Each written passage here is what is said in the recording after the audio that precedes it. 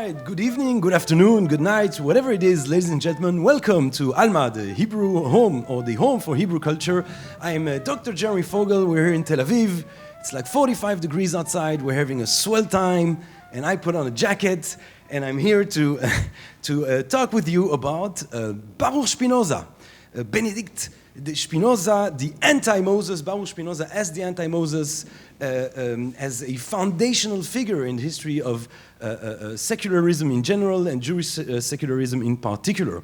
So what we're celebrating here tonight is a Shavuot, right? Shavuot, which is also the feast of Matan Torah, the giving of the Torah, and the hero of that narrative, of course, traditionally at the center of that narrative we find Moses. Our dear Moses, our great leader, our great sanctified, holy, blessed Moses, our Santa Claus, you know, the mythical Moses, Michelangelo's Moses, Freud's Moses, you know, by virtue of having accompanied us throughout generations and generations, you know, obviously Moses becomes this greater-than-life figure, this mythical figure, this huge figure, and it's clear also what side we're supposed to take. It's obvious that Moses is the grand leader, the great visionary, the greatest prophet, the foundational prophet of Judaism, and the people of Israel, the Hebrew people, the stiff-necked people with their golden calf and their cowardice and their lack of faith at critical moments in that whole narrative. You know, they're bad, that's the bad side. We all side with Moses and we're all against these untrustworthy, stiff-necked Hebrews that go and betray Moses with their golden calf. But once you start thinking politically, once you start zooming in and you naturalize the biblical narrative, and you start to think about Moses like a leader, you know, maybe there's been a mythology that has been added to it, but if you think about it, you know, as an exercise, if you think about it in terms of just a political history, we might actually come to very different conclusions. We might actually think that the party of the golden calf is actually far more just and far more moral in some ways than the party of Moses. At any rate, the great genius in the history of Jewish thought who dared engaging in this deeply subversive exercise is Baruch Spinoza. And that's why I like to think of him as the anti-Moses, right? If Nietzsche considers himself to be the anti-Christ, then I think there's very good reasons to think of Spinoza as the anti-Moses. And if any one of you is interested in a more profound analysis and comparison of Spinoza and Moses in this, of Spinoza's Moses and Nietzsche's Christianity, there's a paper of me out there, The Antichrist and the Anti-Moses, Nietzsche, Spinoza, and the Possibility of Sacrilegious Beatitude. You can Google it. But what we're going to focus on today is Spinoza. Spinoza as the anti-Moses. But before I start, I just want to put in another kind of word of warning. I'm calling this lecture Spinoza the anti-Moses, but Spinoza is not essentially, I think, a negative philosopher, a critical philosopher. There's a critical aspect we're going to focus on. There's a kind of negative aspect, if you will, we're going to focus on. But Spinoza, to me at least, is first and foremost a philosopher that is for things, that is trying to promote a certain vision of blessedness, what I like to call a sacrilegious beatitude, because it might be sacrilegious, but there's beatitude in the end. So there's not only an anti kind of movement in his thought, there's more, I would say, a deeply positive form of enlightenment, and enlightenment, I would say, both in the Western sense of that great movement, which increasingly Spinoza is seen as having, as being the avant-garde of the great 18th century Enlightenment, and Spinoza, as we will see in a moment, is 100 years earlier, was already there in many ways in thought, but also an Eastern sense of enlightenment, a spiritual a sense of enlightenment, a kind of religiosity, which many people are, I think, quite fruitfully comparing to some forms of Eastern spiritualities. So Baruch Spinoza, 1632, 1677, lands him right, he was born in Amsterdam in 1632, that lands him straight up in the wonderful 17th century, the wonderful Dutch 17th century, the Gouden Eeuw, they say in Holland. If ever you find yourself back in the 17th century, if you travel back in time and you find yourself in the 17th century, run to Amsterdam. Run to Amsterdam. Make sure, it's like there's different places in different times, right? If you find yourself in the 5th century BC, go to Athens.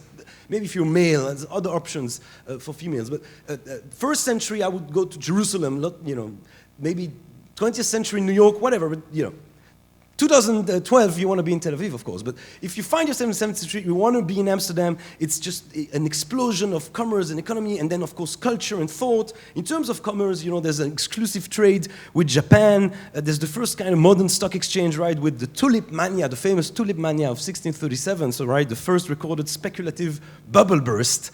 1688, you have the first book about how to make money at the stock exchange, written by the usual suspects, written by Joseph de la Vega, a member of the Amsterdam Portuguese Jewish community, who writes a book called Confusión de Confusiones, Confusion of Confusions. In order to make money in the stock exchange, he says, among other things, you need patience and a sizable capital. So that kind of not for me, I guess. Science, but most importantly, a richness in 17th century Holland of science and philosophy. Descartes and Pierre Bayle lived there for a while. Descartes' important books are published there, so are Hobbes. Anyone who's got to publish something that you can't publish in any of the less free areas in Europe at the time do so in Amsterdam. Locke will be moving to Amsterdam when his political situation becomes unstable a few years after Spinoza's death. Hugo Grotius begins to develop international law, right, with the maritime law thought, etc. There's obviously also the immense contribution of in arts, right? There's the great Rembrandt, Vermeer, right? The girl with het meisje met de parel, the girl with the earring, and Rembrandt, of course, who lives actually in the Jewish neighborhood, right? They might actually have been around the streets where Spinoza grew up. He took inspiration apparently from these beautiful exotic Portuguese Jews living in Amsterdam at the time. Whenever he would draw a biblical scenery. There's also a story where one of his Jewish clients was dissatisfied with a portrait he ordered from Rembrandt and brought him to this kind of court where, the painter's court, complaining that he had paid for work that ends up looking not like the person he wanted to have portraited. So he was like complaining to Rembrandt, which I think is kind of funny. It's like, Rembrandt, this really bad, really shitty painting you give us, I don't want to pay for Rembrandt, however much he paid. It goes to show. And all of that activity is enabled both because of the commercial success of Amsterdam, which in itself relates to it having been open to immigrants, right? You had immigrants coming in from all the Catholic countries, right? In a word, the Dutch provinces freed themselves from the Spanish Catholic hold, and so Protestants from Antwerp who knew how to manage a port moved to Amsterdam, and so did, of course, Marranos. Jewish families from Spain or Portugal who were not allowed to maintain their Jewish life but did so for a few generations sometimes in secret. They heard that if only they made it to Amsterdam, they could go back to their ancestral religion, and so they did. And so you have this really vibrant place, a really free, liberated, vibrant place. I think in the 17th century is kind of the time where Amsterdam got its edge, which it kind of maintains today in some ways. There's a relatively high degree of freedom of thought, and there's a relatively high degree of religious tolerance, perhaps mainly because there's so many different Protestant sects and so many different movements. There's Jews and Protestant sects, that it's not practical not to be tolerant, right? I mean, it's probably easier to be racist in a place that is very ethnically homogeneous, right? It's more difficult being racist in a cosmopolitan city because, you got to deal with reality, and reality often is quite convincing at times. So even Catholics are allowed to pray, albeit in private homes and for a fee, but even the supposed enemy, the Catholics, even them are allowed to pray, so there's a relatively high degree of religious tolerance. That's a few words, just tiny few words about the background to Baruch Spinoza. Baruch Spinoza, as mentioned, 1632. He's born in 1632. From a family originally from Spain, but they were living in Portugal, Marranos, so these hidden Jews.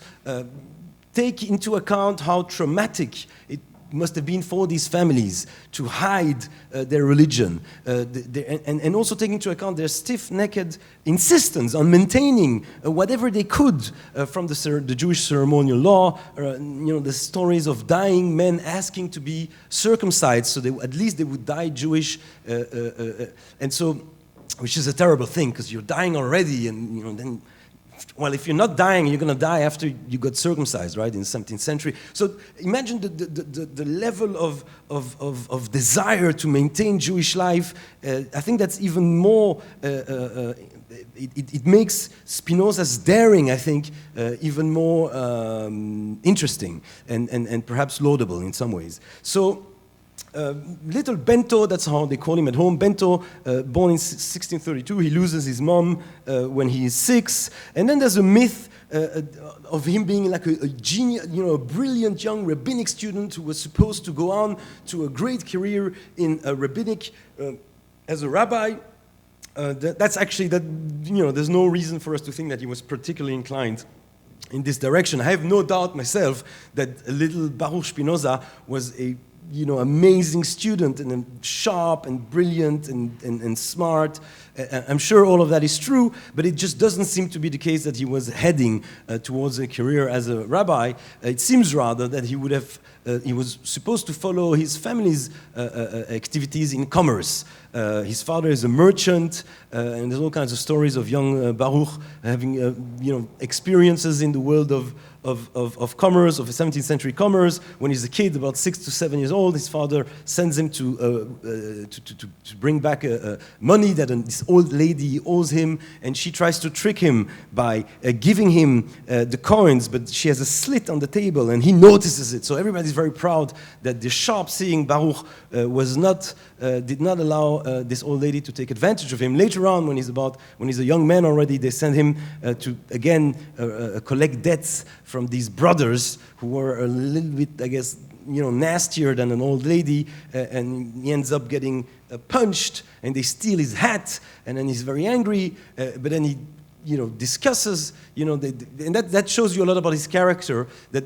whatever happened, you go ahead and read about it in the very beautiful biographies you have about Spinoza nowadays. But he ends up lending them money, right? So that's Spinoza. He goes to collect money from you, he gets punched, but then the grandeur of his spirit is such that he ends up lending you money. So clearly, though, the world of commerce and of business was not his forte.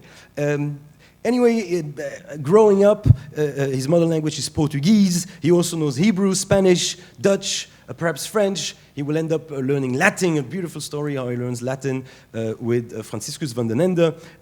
His father dies when he's 22, and then, a few years later, in 1656, so he's 23, 24, in the 27th of July, 1656, the most important biographical aspect of this short lecture here today is, of course, the Excommunication, right? Famously, Baruch Spinoza, the brilliant, the genius, the greatest genius the Jewish people have perhaps arguably brought forward to world philosophy, was harshly excommunicated from his own Jewish community in Amsterdam. Now, clearly the moment has become very symbolic. And I want to say a few words for the community because I think, we might be inclined nowadays to immediately feel compassion and feel closer to the brilliant, subversive, avant-garde individual, and not with the traditional religious establishment that's seeking to stamp out new ideas. But the dimension of that event were, quite exaggerated, perhaps because secular Judaism too needed a dramatic founding myth, and what better myth could you have than this genius being kicked out by these dark ages, kind of medieval kind of religious institution. Also, some depictions turned the whole thing into a grotesque, this really grotesque, dark magic kind of ceremony, which doesn't seem to have been the case. Also, just to paint the Jewish establishment as backwards, right? So, out of anti-Semitic reasons, people writing about it, the years following the event might have wanted to turn it into something far more grotesque and far more ludicrous than it actually was. It's also important to take into account, again, talking for the community side of things, that it is a very responsible community. It's a community that sees itself as being responsible for the fate of Jews the world over. So it is taking care of refugees from Brazil and Poland right about that time. And so it's a community also, it's a post-traumatic community, right? So these are people who, when they moved to Amsterdam, they had to relearn how Jewish life occurs, and I'm sure they felt immensely grateful at that opportunity. The last thing they want is to be associated with these kind of young punks who have got these dangerous ideas, right? These dangerous new ideas. So it's also it's a way of safeguarding the community from being associated with someone that's as radical as Spinoza.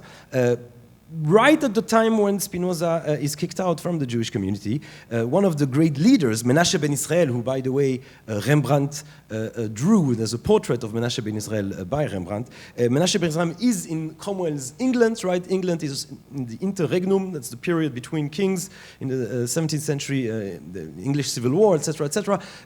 Menashe ben Israel is in Cromwell's England, trying to convince Coleman to allow the Jews to return to England. The Jews had been expelled centuries earlier. So why would they want to be associated with Spinoza? One has to take that into account. Having said that, a 17th century excommunication, particularly the kind of harsh excommunication brought on Spinoza, could have been completely devastating, right?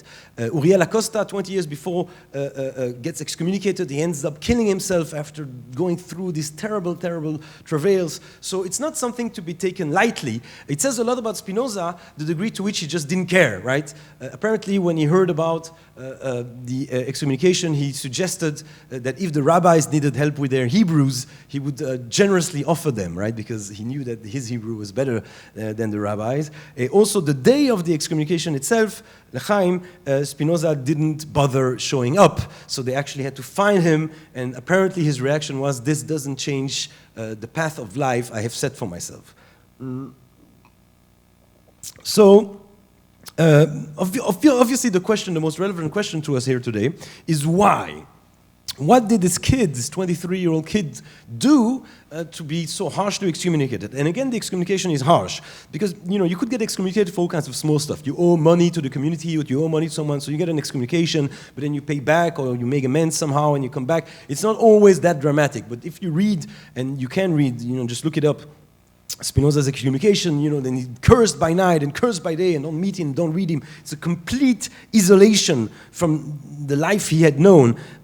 So what did he do to deserve it? The truth is we don't really know. Some people claim that he began looking towards Christianity and getting close to all kinds of Christian sects. I don't find that very convincing, because had that been the case, then he would have converted to Christianity after his excommunication. That would have made his life far easier. He didn't. And also, from what I'm going to read out and talk about in terms of his ideas, I don't think they fit into any kind of Christian worldview, just as much as they don't fit into any kind of traditional Jewish worldview. Perhaps the most fascinating clue we do have is the testimony of a Spanish monk called Tomás Solano Ilan Robles. And Tomás Solano Ilan Robles finds himself stuck in Amsterdam for a few months because his ship gets stuck on sand, rocks or whatever, so he's stuck in Amsterdam for a few months, and there's a group of people he hangs around with at this I don't know, a bar, I guess, an inn, however you called it. And when he finds himself back in Madrid, he gives testimony to the Inquisition, the Spanish Inquisition, which is a very interesting thing, because it just goes to show how neurotic religious institutions can be when they seek to stamp out heresy, right? They're not in control of Amsterdam anymore, but still they'd like to know what kind of stuff is being said there, just in case somehow maybe they manage to reclaim it, they could know immediately who to burn, right? So anyway, and so in his testimony, Thomas Solano feels obliged to tell something he heard, right? He must have been burning in his head if he's willing to take the risk even of telling these things, because on one hand he fears lying, on the other hand if you compare his testimony with the one of the captain, you can see that he's trying to hide the degree of intensity of the contact he may have had with these weird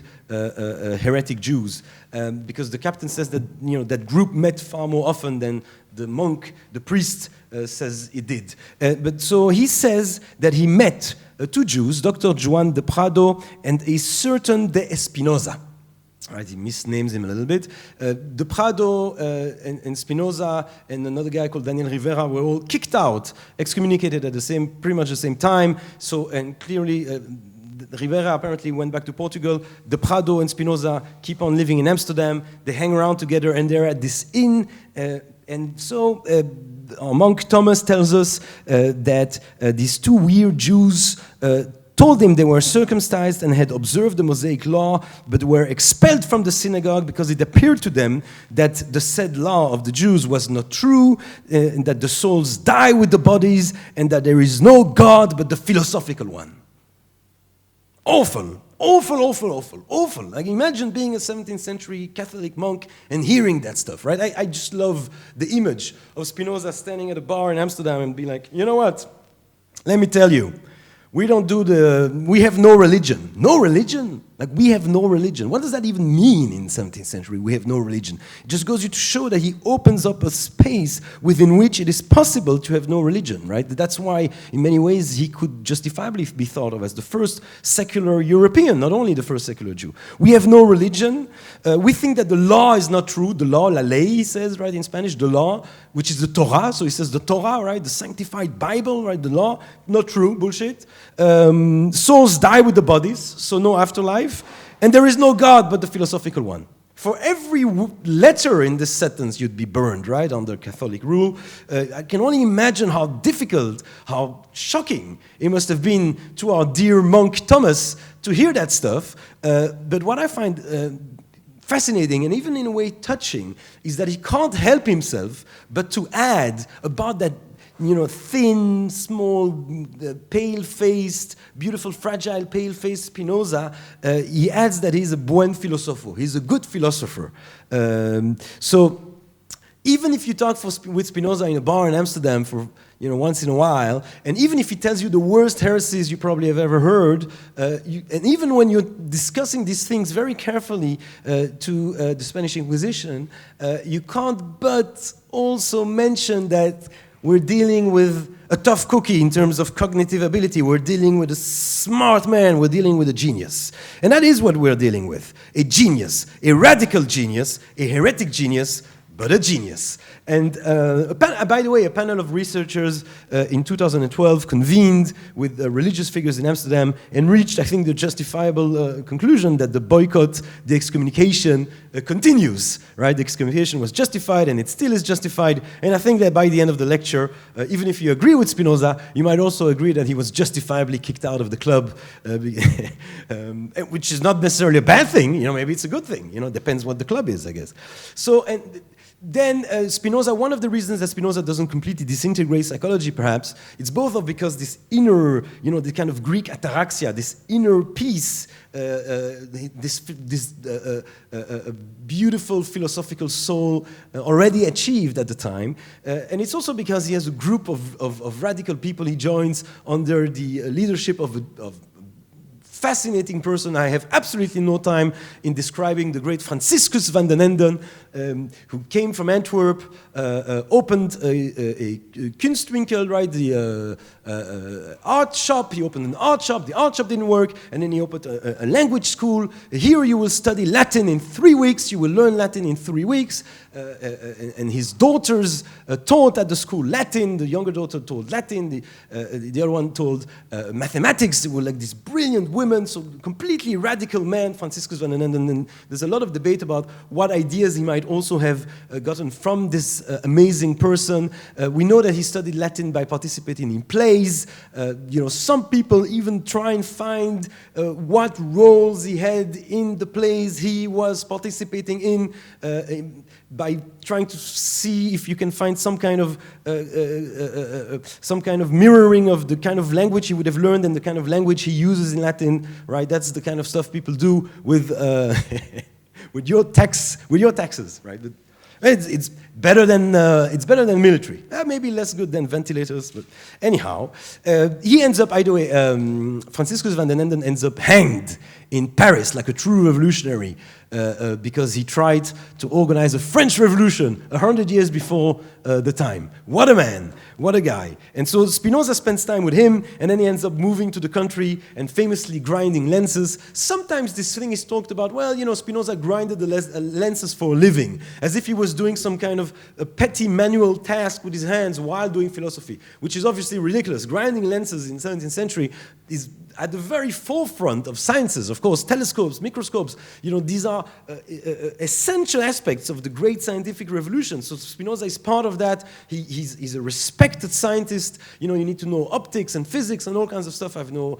very little about myself, but all this kind of stuff you have to study, and you have to, and at the time it's not just a question of studying, it's a question of innovating, it's a question of being a scientist and being part of that republic of letters, right, which is only forming, but being part of this group of scientists that are advancing that amazing revolution. So that's that. Lives there very peacefully, and he likes his peace, Spinoza. If you look at his correspondence with Bleinberg, the guy who writes him a letter says, "Oh, great Spinoza, I'd like to correspond with you about philosophical matters." And then Spinoza answers, and then the guy sends another letter, and then you can feel Spinoza getting a little bit tensed. And by the third letter, because he feels that Bleinberg, this merchant, has too much of a theological slant to his thinking, Spinoza's like, "Right. Please stop writing letters. I need my quiet," which I think is great, because now we're bombarded with phones and Facebook and WhatsApp and this and that and Zoom and him in 17th century countryside Amsterdam, no electricity, profound quiet, a single man, right? He lives alone most of his life, all his life, really, romantically. And still a few letters from a guy who's a little bit of who's a little bit not up his alley. It's getting too much. So he liked peace and quiet, right? And, well, fair enough. He ends up moving at the end of his life in Den Haag, where he lives in the attic of this perfectly normal, mainstream Dutch family. People go up to that attic to have conversations with it, notably Leibniz, right? The young Leibniz spends 3 days talking with Spinoza, right? If only I've got this fantasy, if there's a young scientist out there, I have a fantasy where it would be able to draw from a wall the sound waves that have reached that wall. So we might perhaps be able to hear all kinds of things that stones and wood and doors and walls have heard. But anyhow, just to be a fly in the room, right, to listen to these conversations between Spinoza and Leibniz, wouldn't that be something? Leibniz really downplays the conversation because Spinoza is a persona non grata. He's the great heretic, he's the great atheist, supposedly. So Leibniz always cares to mention, we talked about, we chit-chatted, right? And he doesn't really want to get into it, which is a pity. But he also indulges in a reverse excommunication, because he writes, Spinoza, that sometimes he even allows Jews to come and visit. So he lives in the attic, and above this perfectly normal Dutch family. The Dutch family itself was interviewed by someone who wrote, by the first biographer of Spinoza's, and they talk about this. This you can imagine this lady, and she has this nice, relatively, he's 40-something. she has this nice man sitting in the attic, very quiet. Sometimes he goes down, he talks with the daughters, with her 2 daughters. He encourages them to go to church.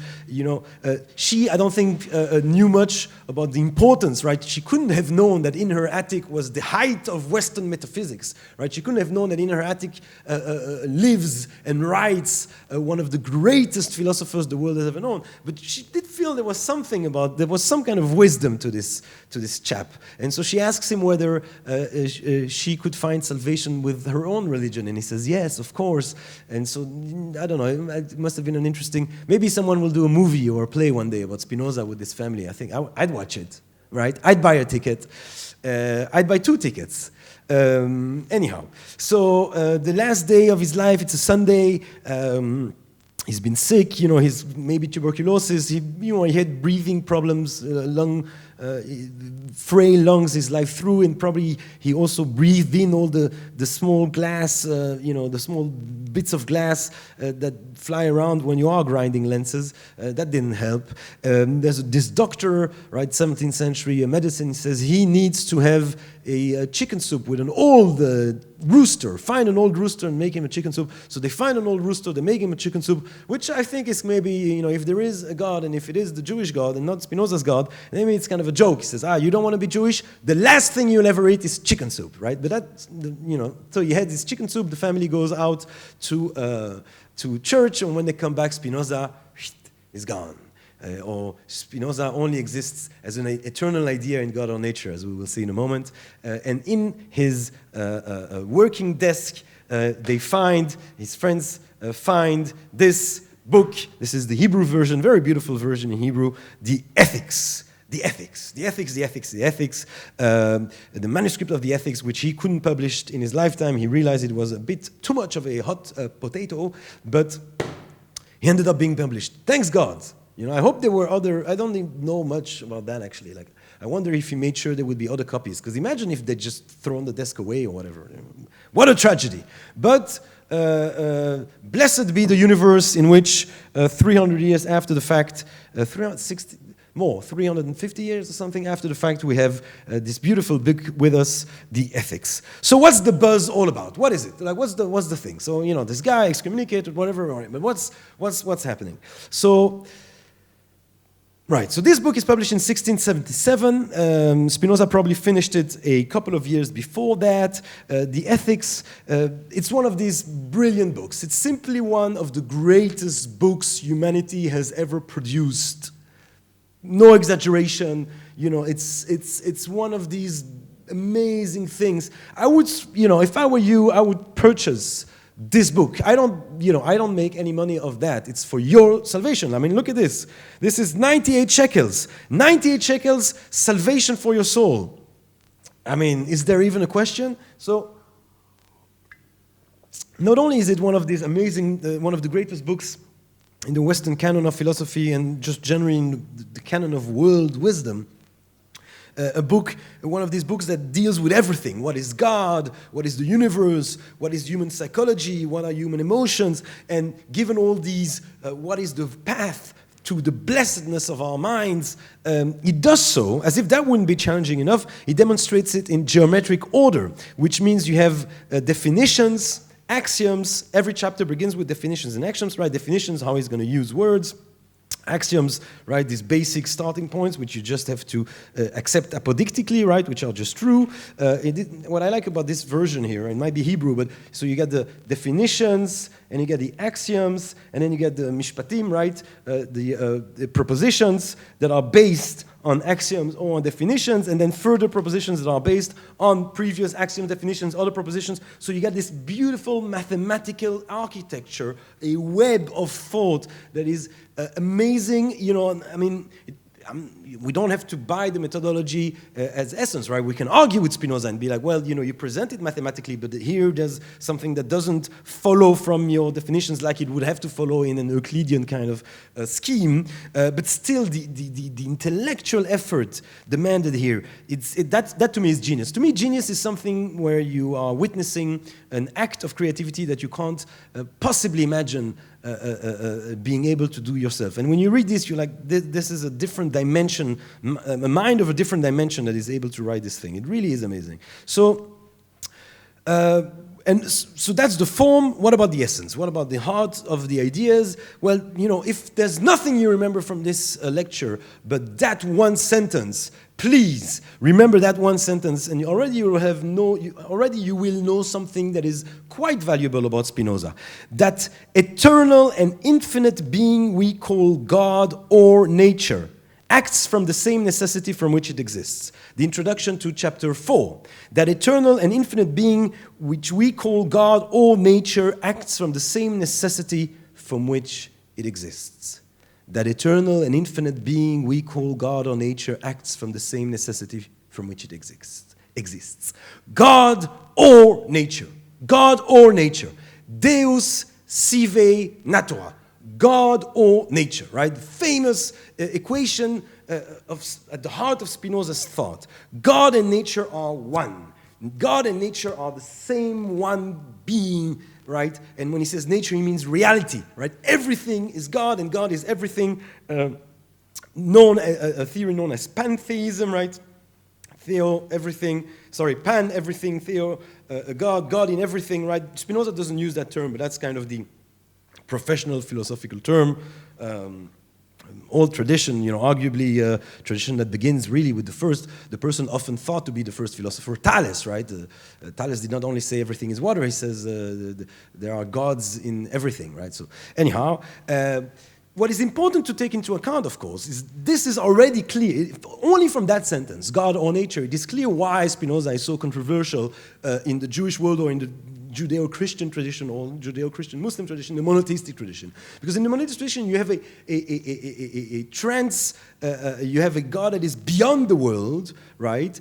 You have a God that is outside of the universe, and from outside of the universe, right, God creates the universe. Right? You've got a transcendent God beyond the universe, and that God creates the universe and sometimes acts within it and touches things and makes things move, but he does that from outside the universe, right? And so the moment God and the universe are completely equated, right? Because there are traditions already in Jewish Kabbalah, which Spinoza knew and was influenced from, that God is both in the world but also outside of it. But here God and the world are one. Right? The moment God and the world are one, then all of the miracles are immediately negated, right? And all of the divine, personal divine providence also is immediately negated, because the world in and of itself is God. So there's nothing from outside of the world that can get involved in it and then can do all kinds of maneuvers that can maneuver in it, like the traditional Jewish God is supposed to be doing, at least according to a simple reading of the Old Testament. So immediately, of course, people started howling and shouting, atheist, right? Spinoza is a great atheist, which is ridiculous for reasons I will say in a moment.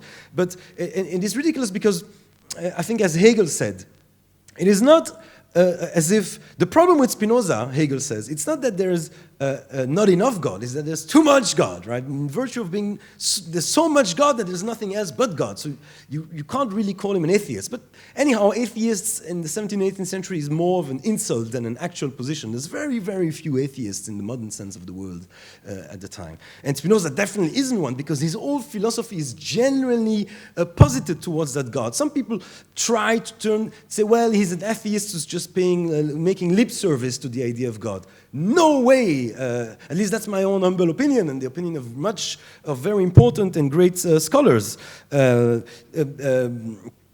Because as Yirmiyahu Yovel says, who translated into Hebrew this beautiful book, God's reduction to nature, it isn't only the case that you reduce God to nature, right? And then maybe you could say, well, it's a modern kind of materialistic position. From our perspective in the 20th and 20th century, where the default position is a kind of materialism, at least in philosophical circles, I guess, it's as important to take into account the other aspect of the equation. Spinoza doesn't only reduce God to nature, he also raises nature to God, and he's very serious about the latter, about that second movement. That's not just lip service. We'll see that at the heart, at the climax of at the peak of of his philosophy, we find a raising of nature to God. So it's not only that you reduce God to nature, it is also, and significantly the case, that you raise God, you raise nature to God.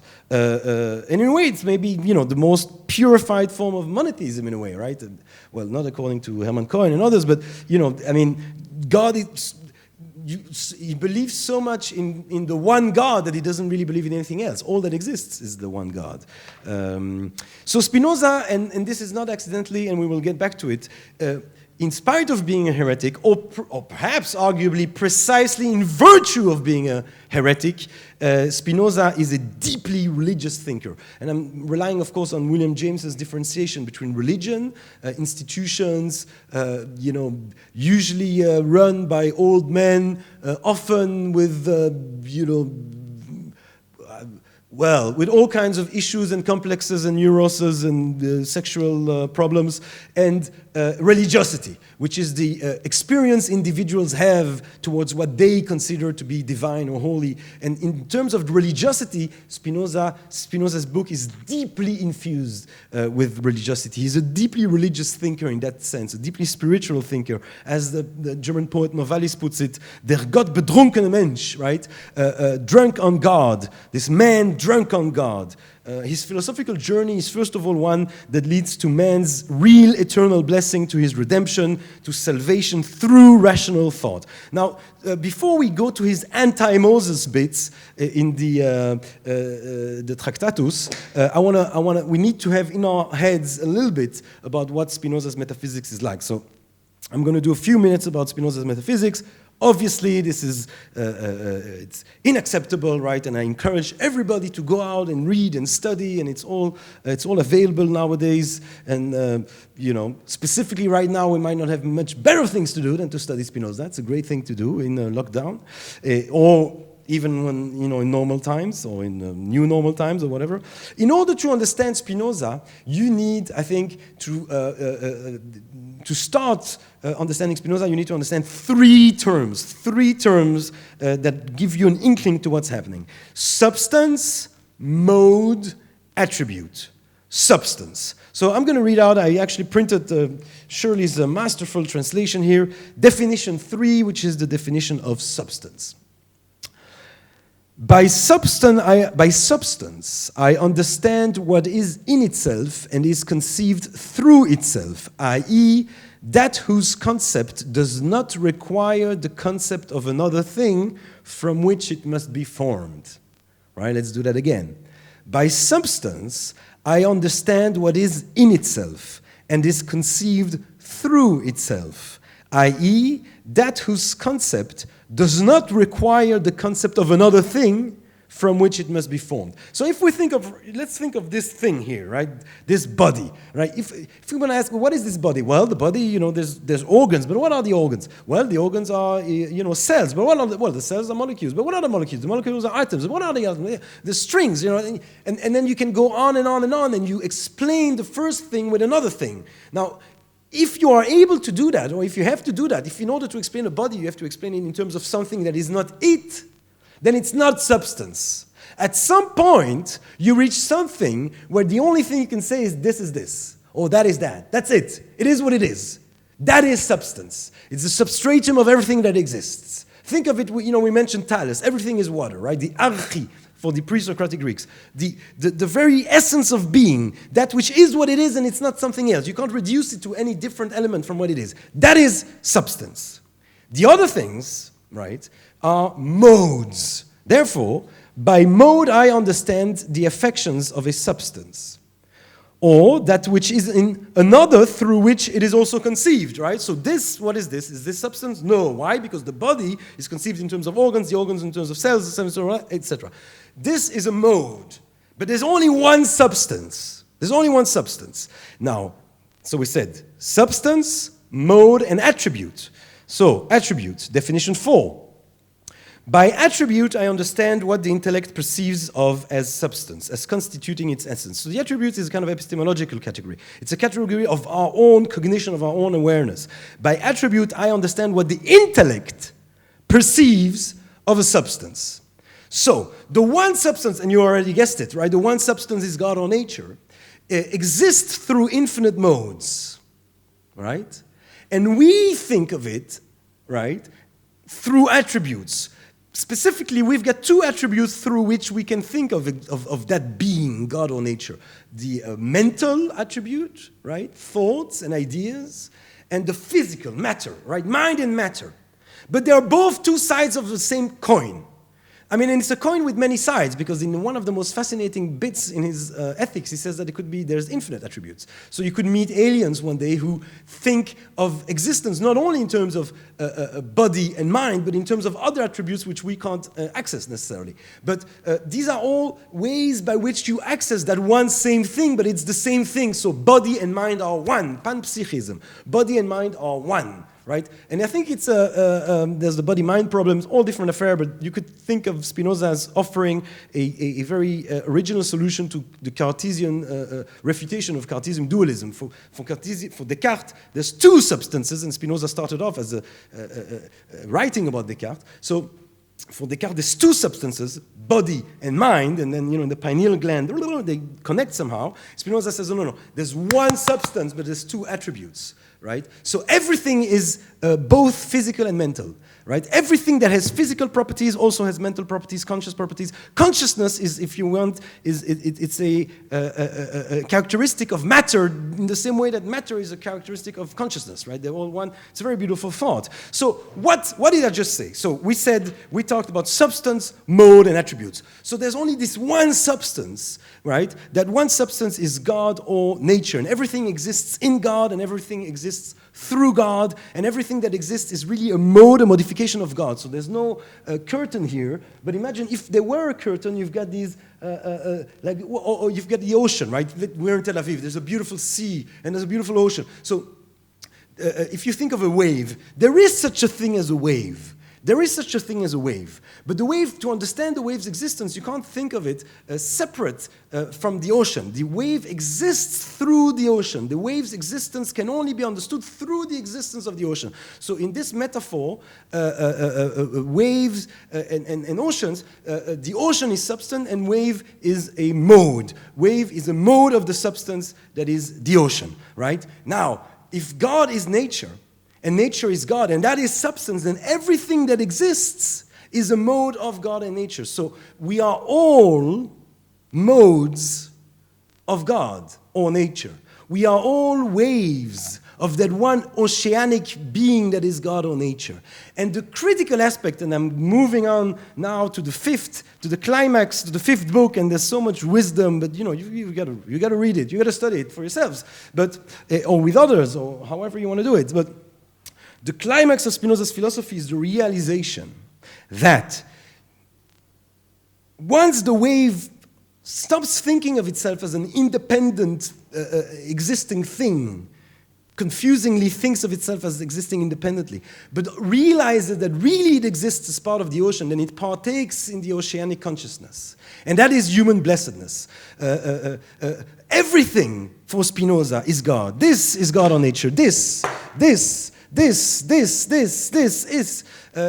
Idan, the gentle camera guy. The camera itself, me, my jacket, my glasses, the microphone. Everything is modes of the same oceanic God or nature, and that realization has a salvific oceanic effect. So for Spinoza, there's three kinds of knowledge, right? The first kind of knowledge, imagination. You think of yourself as existing independently, as some kind of a monadic being in the void, and that's confusion. That's confusion itself. That's how most people think of themselves, and that's why they lead such unhappy lives. They're victims of their own emotions and feelings. They have absolutely no way of realizing what's happening.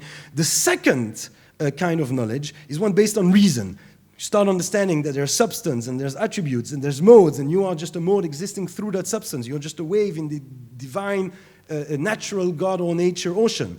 And then something else happens. And then there's the third kind of knowledge, an experience. And then suddenly you begin to experience yourself as oceanic, as eternal. But we are eternal, Spinoza says. You begin to have that experience, not only in a purely cognitive kind of way, but in a deeply phenomenological. Like you have this sense of being part of eternity. And that, my friends, is Spinoza's salvation, which, let me read a few passages because they're so beautiful. We're in book 5, proposition 36.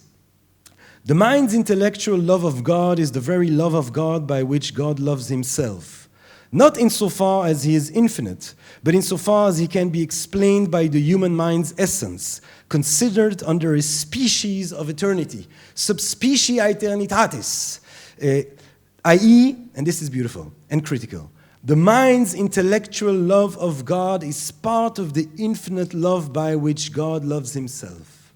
The mind's intellectual love of God is part of the infinite love by which God loves himself. Because if I'm a mode of substance, right, then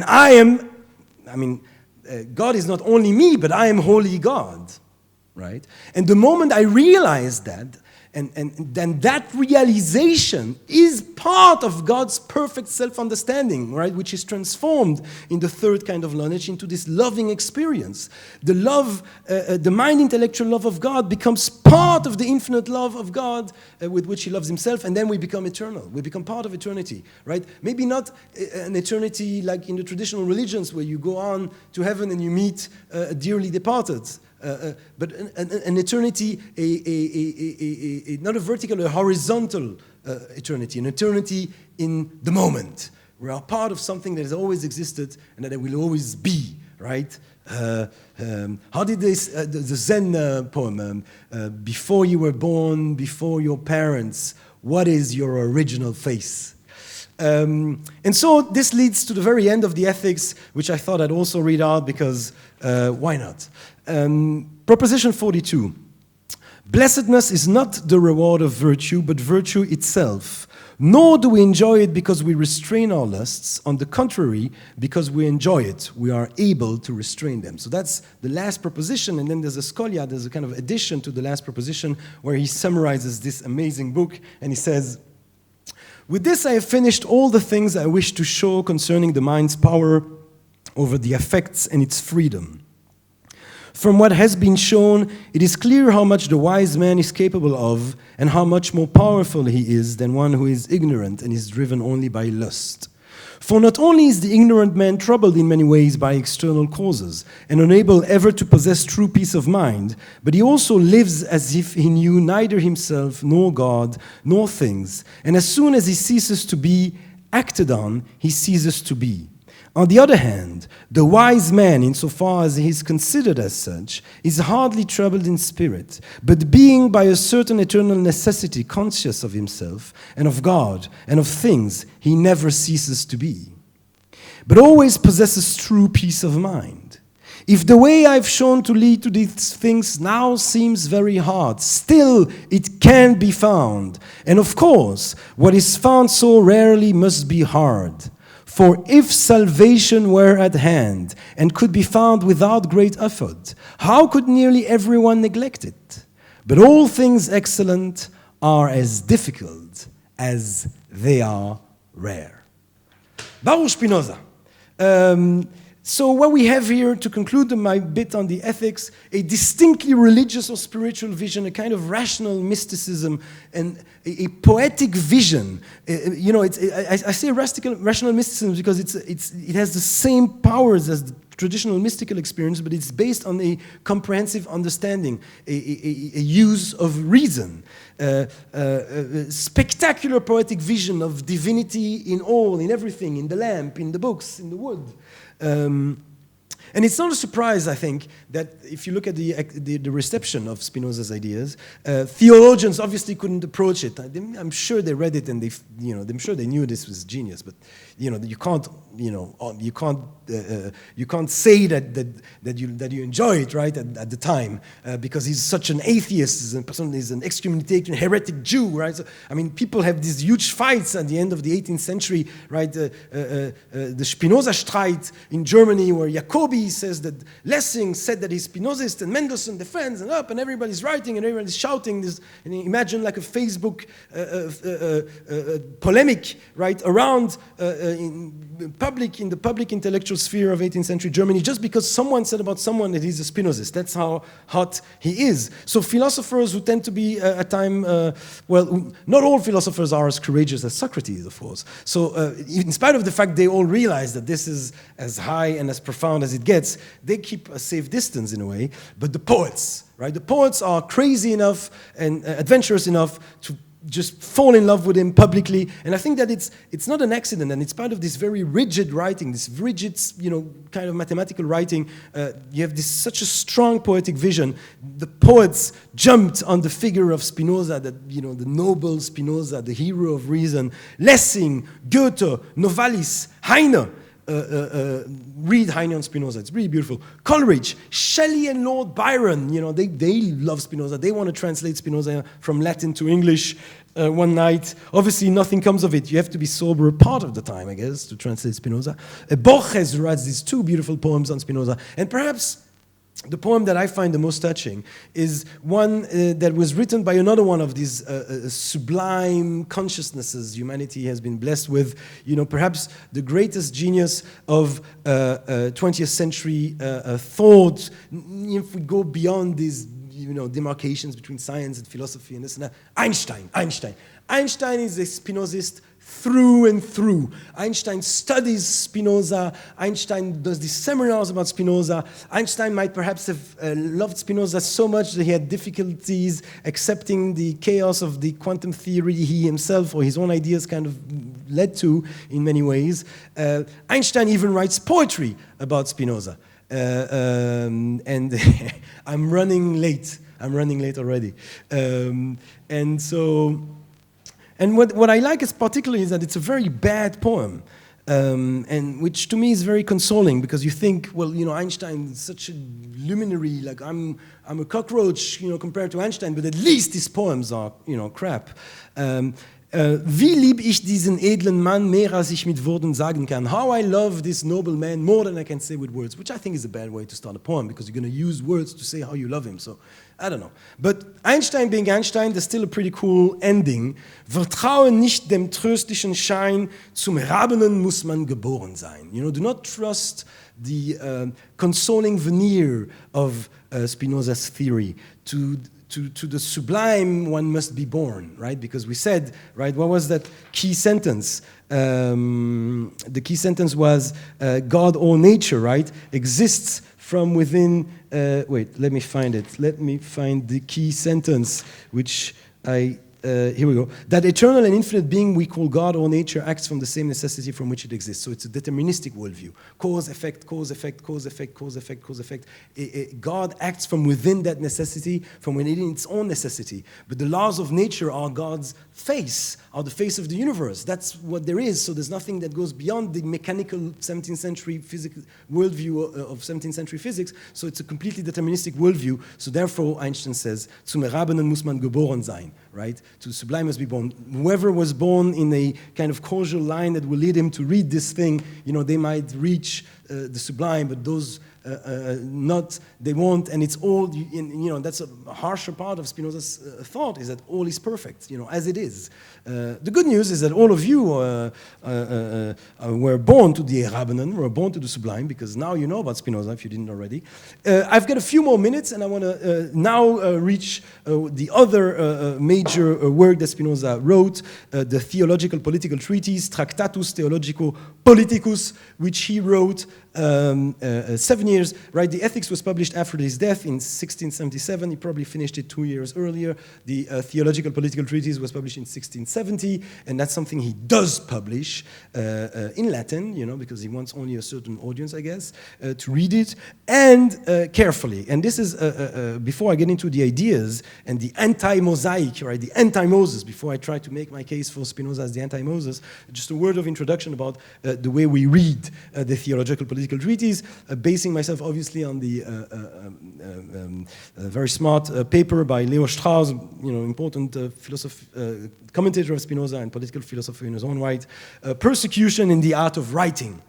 And in Persecution in the Art of Writing, Strauss convincingly, I think, argues that whenever we read writers who wrote under conditions of persecution, we need to heed what they're trying to tell us between the lines. Right? The truth about critical things is between the lines, because Spinoza can't here say what he's saying here. He can't say, fellas, there's no traditional God, there's no miracles. He can't talk the way he talked to Brother Thomas in the bar, right? So I don't believe in the law, and there's no afterlife, and God only exists philosophically. He can't hold that discourse, because even in tolerant Amsterdam, that land you in jail, and poor, fragile, small, pale Spinoza, I don't think he would have been overly successful in 17th century Dutch prison. So we have to look between the lines. And I always like to give the same example. If you look at chapter 17, an example of a message that Spinoza tells us between the line, he talks in chapter 17 about how when kings assume the rule in earlier times, they like to associate themselves with God. They like to present themselves as descending from immortal gods or otherwise associated with gods for political gain, because obviously, and remains true in modern politics in many countries nowadays, unfortunately, where the closer you make people believe you are to God in some way, the better it is for you politically. And so he gives the example of Alexander, and he says, he talks about Hermelaus. This comes from Tacitus, a Roman historian, I think. And he says, well, Hermelaus, one of these Macedonian nobles who's been part of the great Alexander conquest, feels a little bit weird with Alexander walking around claiming to be God. I mean, they grew up together. It was Alexander, you're a great general, you're a genius, you're a military genius, but you're not a god, right? And so look at how Spinoza describes this whole thing. He says, Alexander wanted to be hailed as the son of Jupiter. He seems to have done this as a matter of policy, not out of pride, as his reply to Hermelaus' reproach indicates. It was almost enough to make me laugh, Alexander says, when Hermelaus asks me to reject Jupiter, by whose oracle I'm recognized as his son. Are even the answers of the gods in my power? He offered me the name of son. To accept this was hardly unhelpful to the affairs we're engaged in. Would that the Indians also believed me to be a god, for wars depend on reputation, and often a false belief has been just as effective as a true one. And now Spinoza adds, in these few words, he shrewdly proceeds to persuade the ignorant that he is what he pretends to be, and at the same time hints at the reason for the pretense. So Spinoza says, look, Alexander didn't himself believe he was God, but he wants people to think he's God because it's going to make it much easier for him to conquer India, right? If only the Indians believed he would be God, maybe they wouldn't fight back, because who would fight back against the God? So he hints that he doesn't himself really believe in this whole affair, but at the same time, also explains why it's so useful. And so he gives another few examples, and then at the end he says this, Spinoza. And in this way monarchs have devised other means to secure their rule, which I'll omit. To get to the conclusions I want to reach, I shall, as I've said, note and weigh only those things divine revelation once taught Moses for this purpose. So I think here that's, I love that example as an example of messaging between the lines, because, what is Spinoza really saying here, right? So he's giving all these examples of kings and great leaders who've used their, rapport, or their perceived rapport to God as a means to advance their political purposes, right? They've claimed some kind of kinship to God for political expediency, right? So he gives all these examples and says, all right, so that's clear, I've explained myself, and now let's move on to something else, right? Which is what God taught to Moses for these purposes in the Mosaic revelation. And you're not supposed to connect these two, really? So, we've got Alexander, we've got all these different political leaders, we've got all these different kings, and they use God for political expediency, and God teaches that to Moses, right? But obviously between the lines to me, right, between the lines Spinoza is saying, well, really, right, it's highly likely that Moses is exactly like Alexander and like these other examples, claiming some kind of divine revelation, claiming a kinship, claiming a rapport, claiming a relationship to God, primordially, right, for political expediency, right? But that's between the lines, right? He says, that's what God told to Moses, right? He doesn't overtly put into question revelation, but it's obvious if you connect the two, and they're like one after each other in the text, that between the lines he's saying that Moses is more like Alexander than something that would be an actual prophet according to the way these things were traditionally understood. So we have always, when you read the theological political treatise, you always want to be careful both for what Spinoza is actually saying and to the kind of ideas, the kind of dangerous, radical, subversive ideas he is hinting at between the lines. But even the overt text, actually, is quite outrageous and openly disputes Orthodox views on the meaning of prophecy, on the meaning of Jewish chosenness, on the existence of miracles, the authorship of the Pentateuch, the Old Testament, and so forth and so forth and so forth. And I want to get, before I go to, let me just give you some ideas of the chapters preceding the ones I want to focus on, which are the ones that to me are the most central for my case as a Spinoza, as the anti-Moses. So, chapter 1 of prophecy, and I quote, "Prophecy or revelation is the certain knowledge of some matter which God has revealed to men. And the prophet is one who interprets God's revelations to those who cannot have certain knowledge of them, and who therefore can only embrace what has been revealed by simple faith." Right? So that's how he begins the chapter. And what he's going to say in the chapter is really, prophecy is a way of explaining to people who don't have sufficient understanding to realize these things with absolute certainty themselves, i.e. between the lines, people who don't understand the ethics, right? Because that's the path to God insofar as Spinoza is concerned, of course. Again, when we're reading between the lines, we're reading back into the theological treatise the ideas that he explicitly puts in the ethics. It's 7 years later. Arguably, he could have evolved to these ideas, but it seems to me quite clear that these ideas were already developed, so it's completely legitimate to read back the subversive ideas or the subversive effect of the ideas he talks about in the ethics into the theological political treatise. And essentially saying prophecy is not the word of God. Prophecy is a way of explaining to the masses stuff they wouldn't have been able to reach via their own understanding and reason, right? And Spinoza, of course, knows the Bible extremely well. After all, maybe not a rabbinic student, but a very smart student nonetheless. And very, he wrote a Hebrew grammar, very sensitive to the Hebrew language. So, you could say things like, if you look at prophets of later times, they use a different language. Or prophets,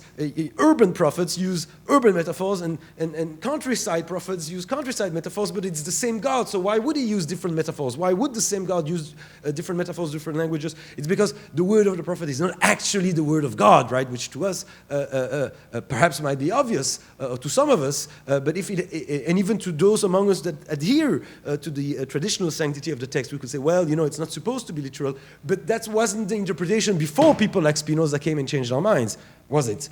And in chapter 2, prophets, again I quote, "From the preceding chapter it follows, as we've already indicated, that the prophets were not endowed with a more perfect mind, but rather with a power of imagining unusually vividly," right? So Spinoza, end quote. So Spinoza here basically says, based on the first chapter, we can conclude really that the prophecy and the prophets, and this of course stands opposed to some stuff that Maimonides, who's a great influence on Spinoza, but also someone who Spinoza defines himself against, right? Someone Spinoza ardently and vehemently opposes in the theological political treatise. Prophets are not the wisest of men, right? And then he goes out and shows in the Bible, right? Who in the Bible is the smartest of men? Solomon, right? Not insofar as he was a prophet, right? Because the other prophets aren't the smartest of men. So Spinoza, by the way, always quotes the Bible to make these claims that actually subvert the authority of the Bible. I think of it as a deeply subversive form of irony, a brilliant kind of demonic irony, where he quotes the Bible to destroy the Bible's authority in many ways. And so prophets aren't supposed, even according to the Bible, Spinoza says, look, I'm not just talking, I'm not just waffling, right? I'm basing myself on the Bible. And according to the Bible, it's not, the prophets aren't necessarily the smartest or the most accomplished in reason, because look at Solomon, the smartest of men, etc., etc., etc.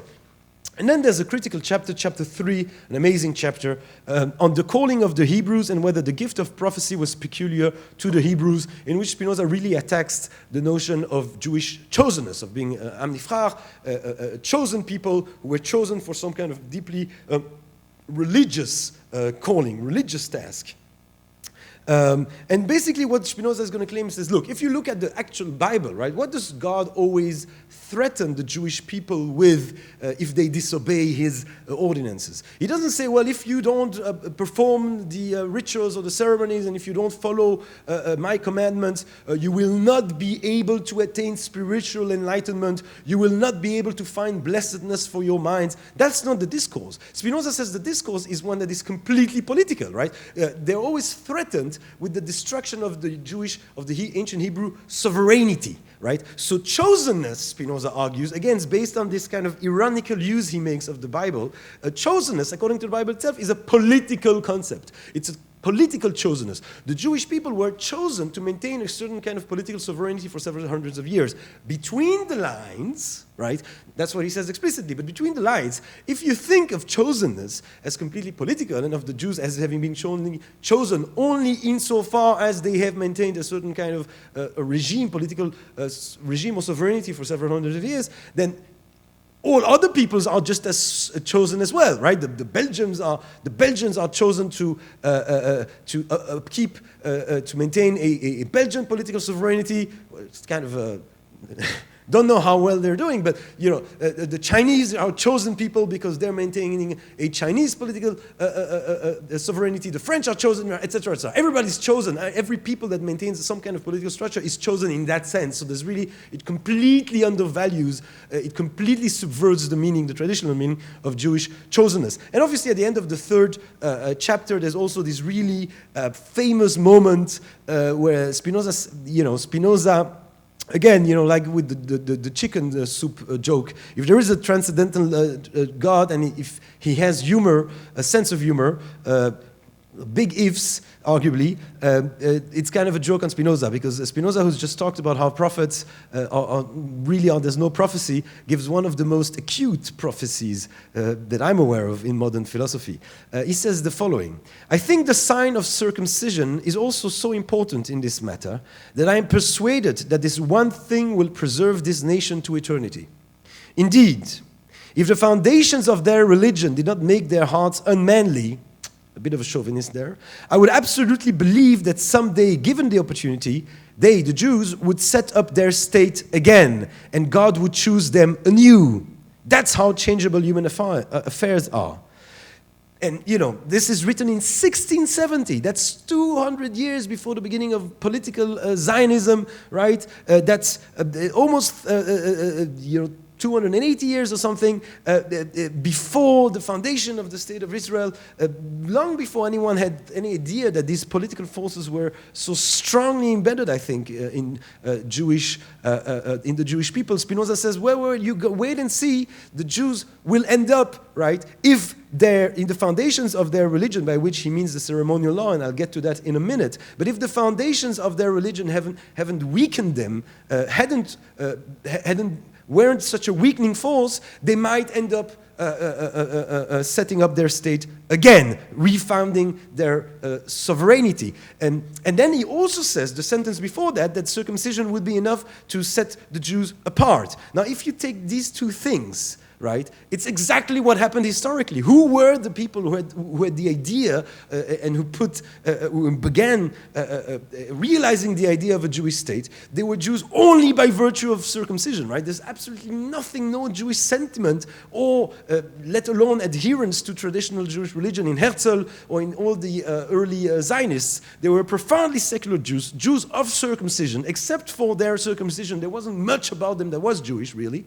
And so they weren't weakened by the foundations of their Jewish religion. And these were precisely the Jews who were able to found Israel again. It's such a clarity of vision here about the forces afoot within the Jewish people and the possibilities beyond the horizon, beyond the foreseeable historical horizons. It's amazing. I think it's an amazing, either, it's like God God saying to Spinoza, yeah, you don't think there's prophets? Boom, you're going to be a prophet now. Or it's Spinoza being absolutely clear-minded and very, very precise and reflecting, or it's a passage that reflects a profound and precise understanding of what the Jewish people are about in modernity. So, and then we reach chapter 4 of the Divine Law, one of the greatest chapters. You know, the first 2 pages are among the best passages of philosophy that I know of, but only these 2 pages where he discusses what law is, you know, they deserve their own lecture at the very least. But in a word, he says, the word law is basically a word that first must have come to describe a human phenomenon, right? There's a king, and the king says, don't touch my bottle, and nobody touched the bottle, and the king says, everybody walks towards the right, and everybody walks towards the right, and so there's a certain kind of a unified way in which things are happening, and then people say, well, look, after spring there's always summer, and after summer there's always autumn. So in the same way that there's laws upon us, there's also laws of nature upon nature. And Spinoza thinks it's an analogy, and it's a weak analogy, because laws of nature can't be obeyed or disobeyed, right? You can disobey a law. You can't disobey the laws of gravity, right? Unfortunately. So the word law, for what we call laws of nature, Spinoza says, is it's a wrong kind. It's not the right kind of term. In a letter to Schuller, he says about what we think of as laws of nature. He says it's the face of the universe. The face, just the way things are. It's not regulated in a way by law. It's just the way things are. The face of the universe. When Einstein asked why he does physics, I see the face of God. The face of the universe in Spinoza, universe is God, the face of God. It's a deeply Spinozistic answer again. Anyhow, so by law, Spinoza specifies, he's going to use the term law as a principle of living which serves only to, a principle of living man prescribes to himself or to others from some end. So he's going to start using the term law as a principle of living man prescribes to himself or to others for some end. And then he's going to differentiate between a human law and divine law, right? If the end is a political end, he's going to call it human law, and if the end is a religious one, and namely the knowledge and love of God, he's going to call it divine law, right? So to quote him, by human law I understand a principle of living which serves only to protect life and the republic. By a divine law, one which aims only at the supreme good, i.e. the true knowledge and love of God. So essentially the divine law is this. This is a book of divine law, the ethics, right? The ethics that leads you to the salvific understanding that you are nothing but a mode of substance, that you are nothing but a wave in the eternal ocean that is God or nature, and therefore you can reach the oceanic consciousness. That's divine law. Human law is you can't beat me with a baseball bat just because you want to, and you can't, and you have got to stop at the green light and all of that to protect the body, to protect the republic. These are human laws, and he's basically, from then on, he's going to claim that all the laws of Moses are human laws. They're political laws. They're not laws. They're not divine laws. They're not this thing over here. Why? Because, again, he gives reasons for all these things. I'm kind of running late a little bit, and there's only so much you can do in one lecture, of course. So if you want to go more deeper, this is it's an accessible text. Read it, study it. It's something you have to study. These are not books you read. These books you have to study, but everybody can study them if they're so inclined. Divine law, 1. So he gives several characteristics of the divine law, and I'm not going to go into it very deeply, but just give you the characteristics. The first characteristic is that the universal law is common to all men.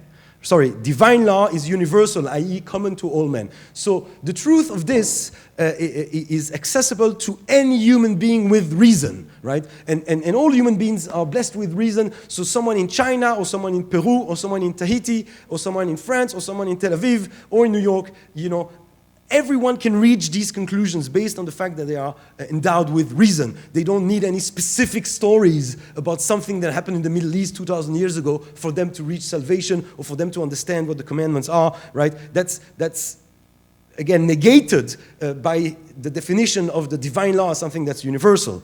2, I already said it really, it does not require faith in historical narratives, no matter what. In the end, those narratives are. So divine law is universal. It doesn't rely in any way on any kind of narratives about Moses or Jesus or Muhammad or whatever kind of sanctified, or Xenu, whatever kind of sanctified narrative you choose to put your faith in. The fact that there's a specific narrative you have to buy into shows already, Spinoza says, that it's not divine law. 3, it does not require ceremonies, i.e., he writes, actions which in themselves are indifferent and are called good only by institution, or which represent some good necessary for salvation, etc., etc. So, no, divine law is universal. It doesn't demand a narrative, and it doesn't need any ceremonies. You don't need any ceremonial action to uphold that law. Now, obviously, this completely subverts the notion that the Jewish ceremonial law, the holy sanctified Jewish law, is divine law, because the Jewish revelation is not universal, right? It's relevant only to the Jewish people. It's not necessarily relevant, and actually, that might be a good thing, because that means that Jews are less proselytizing, and so they're less perhaps inclined to go out on holy wars to try and convert other people. I'm not saying it's a bad thing, but the Jewish law is only relevant to the Jews, right? There's no notion that the Jewish law also has to be upheld by Chinese or by Native Americans or by the English, Gentiles more generally, right? So that's 1. 2, require faith in historical narratives. Well, what is the Pentateuch, right? It is a historical narrative, so again, we subvert that, completely devalue that, and ceremonies. At the heart of Jewish life, of course, is the halakha, the Jewish ceremonial law, right? A whole heap of ceremonies Jews are called on to uphold. All of these are characteristics of things that are not the divine law. So already Spinoza has excluded the Jewish law from being a divine law. And then in chapter 5, he's going to go even further, and he's going to go and explain to us, that's the title of the chapter, the reason why ceremonies were instituted and on faith in historical narratives, and for what reason and for whom it is necessary. I want to finish with that point, with the reason why ceremonies were instituted. So, as mentioned, right, the ceremonial law for Spinoza, which is stated in the Old Testament, is particular and therefore not related to the divine universal law. The ceremonial law for Spinoza has no direct, no necessary engagement with supreme beatitude of the supreme beatitude of human blessedness, etc., etc. So, the ceremonial law for Spinoza, right? Remember what we did with Moses and Alexander and this? We're thinking about Moses politically. He's a political figure, right? Like Putin or Trump or Netanyahu or whoever you want to choose, or Lincoln, great, or Mandela perhaps, right? Or Gandhi, perhaps a great political figure, but a political figure. Or maybe a deeply spiritual person who functions as a political figure, but his role in history is political. The whole situation is political, it's natural, right? Because there's only God or nature, there's nothing beyond that, etc., etc. The point is that the ceremonial law has in fact a purely political function. It comes to stabilize and preserve the Jewish kingdom, the Jewish sovereignty. Now, why is it so useful? Right? That's another question Spinoza wants to ask. Well, how come it's so useful? How come it became so ingrained in Jewish life?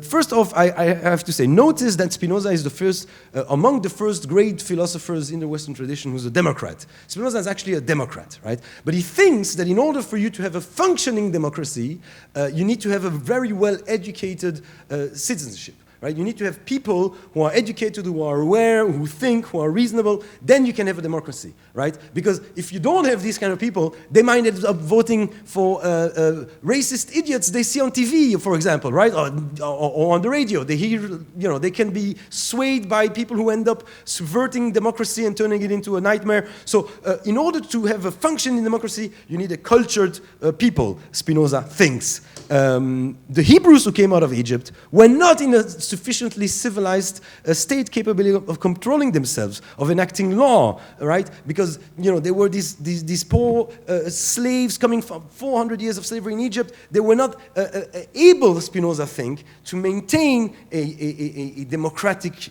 regime, and therefore the other option was the Beckons, right, where you have one person who takes in charge. So it's not everybody ruling themselves like you have more or less supposedly in a democracy, but you have this one person who takes charge of everybody, and that one person, obviously, remember Alexander, needs to either be extremely, needs to position himself above and beyond the normal hoi polloi, right, closer to the god for that authority to be maintained.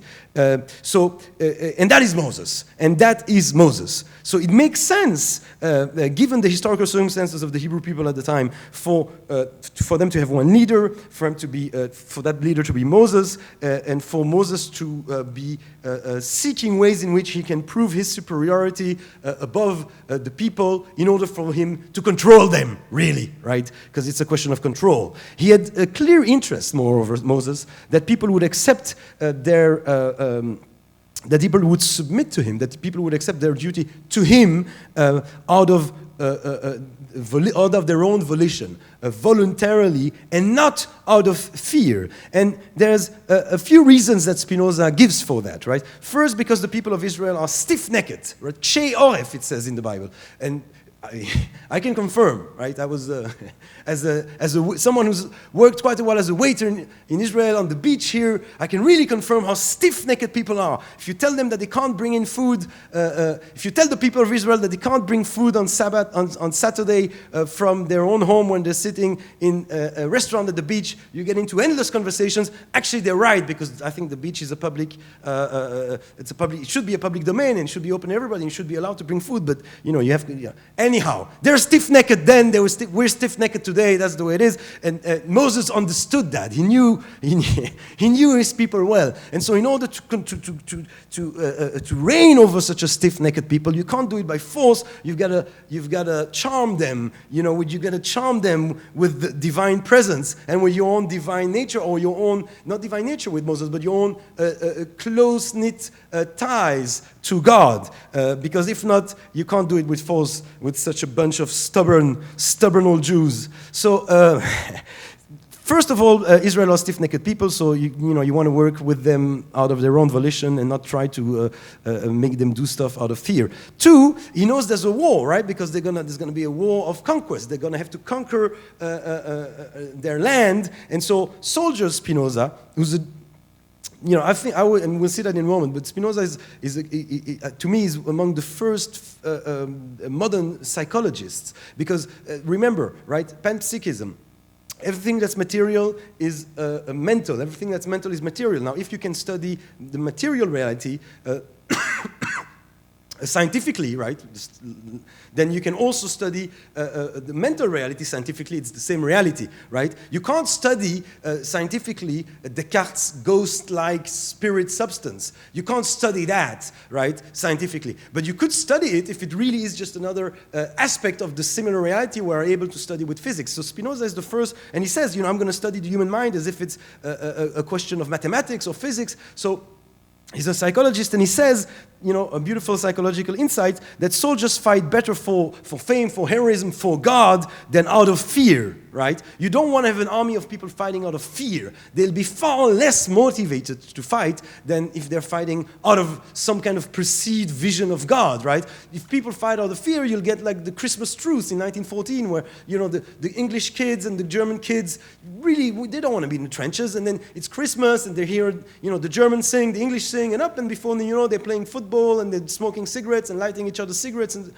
one of the most beautiful war stories there is, right? But that's because they weren't fighting out of fear. They were more afraid, I guess, or many of them were more afraid of staying in the trenches and getting shot by their commanders But if you're fighting a holy war, there's not going to be no Christmas truce, right? You're going to fight all the way because you're fighting for something. So Moses realizes this and realizes as a motivational force, he'd rather get his people motivated for God than out of fear for the upcoming war.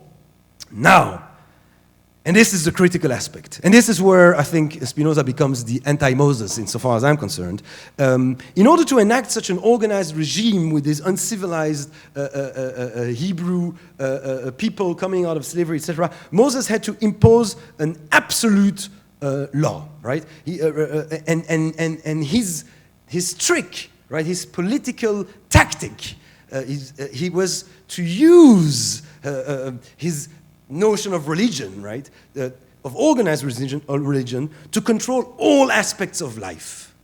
All aspects of life. There's a political ploy using religion to control his well, I wouldn't call them citizens, right? To control the hoi polloi, to control the people, to control his underlings completely. And this is an amazing quote. This is an amazing quote that we find in the 5th chapter that I'm discussing here. Here we go. Listen to this. 1670, ladies and gentlemen. In order that the people who were not capable of being their own masters should hang on the words of its ruler, he, Moses that is, did not permit these men, accustomed as they were to bondage, to act just as they pleased. For the people could do nothing without being bound at the same time to remember the law and to carry out commands which depended only on the will of the ruler. For it was not at their own pleasure, but according to a fixed and determinate command of the law, that they were permitted to plow, to sow, to reap. Likewise, they were not permitted to eat anything, to dress, to shave their head or beard, to rejoice, or to do absolutely anything except according to the orders and commandments prescribed in the laws. This was not all. They were also bound to have on the doorposts on their hands and between their eyes certain signs which always reminded them of the need for obedience. This then was the object of the ceremonies, that men should do nothing by their own decision, but everything according to the command of someone else, and that they should confess, both by constantly repeated actions and by meditations, that they were not their own master in anything, but were completely subjected to someone else's control. From all this, it is established more clearly than by broad daylight that ceremonies contribute nothing to blessedness, and that those of the Old Testament, indeed, the whole law of Moses, was concerned with nothing but the Hebrew state, and consequently with nothing but corporeal advantages. That's so radical. That's such a imagine a nice traditional Jewish man who doesn't obey the law, the excommunication, and reads this thing. How shocking! How terribly shocking for the ceremonial law, which for generations of generations is the very heart of Jewish life, of Jewish religion. Spinoza's own grandparents were willing to take huge risks to maintain a little bit, just like to light a candle, the Maranos, to light a Shabbat candle in the room, within the room, in the basement, so that no one sees, to be circumcised on your deathbed, just to maintain a semblance of the heart of Jewish life is completely devaluated, completely devaluated. It's worth nothing. It's worse than worth nothing, right? Because look at, and again, remember what I said about Spinoza, the psychologist. Think of the psychological effect of this law, right? It's pretty awful. It's completely awful. People, Moses, there's a political ploy by Moses to deny from people the ability to act out of their own volition, because they're used to obey all the time. You wake up, you obey with the prayers. You go to sleep, you obey. You sow, you reap, you obey. You cut your hair, your beard, you obey. You eat, you obey. You go to the, you piss, you obey. Whatever, make love, you obey. Everything is done within a form of obedience to God, Moses says, not to me, to God. But really, Spinoza says, it's a form it's a way for Moses to rule his people, to rule the Israeli people completely, right? Who should we compare Moses to? Imagine a political leader who tells you how to cut your hair, who tells you what to eat and what not to eat, who tells you what to row, what to see, who tells you what to say when you wake up, who tells you when you're allowed to have intercourse with your wife, who tells you, and we're not even going to get into what's happening in terms of women rights and women freedoms and what is imposed on them in terms of religious obligations, etc., etc., etc. So it's Moses as Kim Jong-un, right? That's the kind of political leader he was. That's the kind of political leader we have here, right? Someone, in North Korea they tell you apparently how, I don't know, but from what I hear, how to cut your hair and what to do every second of the day, because it's a way of denying your very ability to act independently. It's a way of denying the most basic, and it's not even freedom, it's your ability to be free that is being denied, right? To me, it's reminiscent of a state psychologist called today learned helplessness. Again, it's a brilliant insight of Spinoza, if you agree or disagree, that is what Moses was aiming to do, to make the Jewish people helpless. Because if you always obey, if you can only act out of obedience, you can not even think about rebelling. How are you going to rebel? You're not even able to eat unless you are doing so out of obedience to a certain law. I think it makes me think of learned helplessness because I read this article one time about the few poor kids not all of them were poor kids, but there were a few poor kids in Guantanamo. He's the cousin of someone who drove bin Laden. It doesn't really have much to do with the war on terror. Boom. They were shipped off to Guantanamo, and there, after successful experiments on dogs in the 70s, it turns out that with methods of torture, you can strip people out from their ability to act out of their own volition. And that article, I think it was in The Guardian I read, talked about some people who were eventually released and their treatment. You have to make them able again to act independently. So, the treatment includes things like saying, well, do you want to go for a walk, or do you want to have tea? Do you want to watch a movie, or do you want to sit outside? Do you want to have dinner, or do you want to read a book? So you have to reacquaint them with the very possibility of making your own choice, because they've been put into the state of learned helplessness by torture methods in Guantanamo. This is what Moses is doing to the Jews. This is what Moses has done to the Jews. Instead of being this great liberating figure, Moses suddenly becomes a quite sinister political figure who's turned external slavery into a far more radical internal form of slavery, right? Now, melee, if you do this, right? If you do this because there was a political logic to this all, while there was a Hebrew sovereignty, because that's what made Moses able to maintain that Hebrew sovereignty. But the thing is that the Jewish people have continued maintaining that enslaving law even after that political sovereignty crumbled.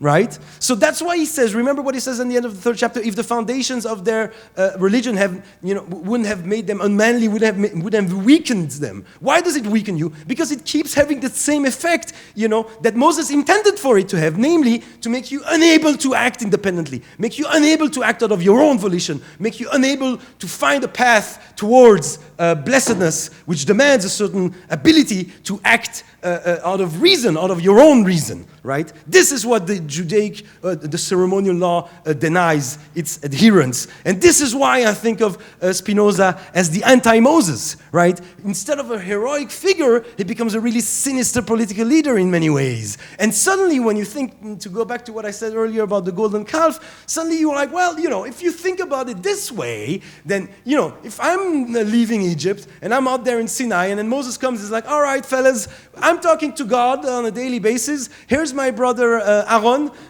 Him and his descendants, they're going to rule the temple now, and they're going to be dancing and praying for God. And all of you, you're going to pay taxes for that to continue. And this is what's happening now. I could understand the people who say, you know what? Thanks, Moses. Bless your brother. We're going to build a golden calf. It's cheaper, and maybe he's not going to tell us, he's not going to tell us when to make love. I don't know. But The point being that with all the admiration that there is for Moses' brilliant political acumen, there's a really terrible, sinister figure here coming, and there's a complete devaluation of what Judaism is supposed to be. That's why I think of this paragraph as the opening shot in modern Jewish philosophy, because everybody who comes after Spinoza in Jewish philosophy, who tries to respond, will first of all seek to try to respond to that Spinozistic devaluation of Judaism. Because how can you not to? It's so ferocious, it's so profound, it's so harsh, and it's also so strong and so convincingly once you start thinking of the biblical narrative in naturalistic political terms. So, ladies and gentlemen, this was a different view on Moses than the one we usually hear at Shavuot, one that was suggested to us by this giant of a soul, this giant of a mind, the great Baruch Spinoza. I thank you all very much for your attention. I wish you all the best on this festivity or whatever festivity you celebrate or don't celebrate. And I hope we all end with a sweet thought for this courageous genius who crafted a space of free thought, of free religiosity, of free discussion, and who was not afraid to think differently, which I think is an awfully important thing. The courage to think differently is definitely something that Spinoza had, whether we agree with his depiction of Moses or not. Thank you very much. All the best here from Alma in Tel Aviv, L'chaim, and hopefully see you again sometime. Bye-bye. חג שמח.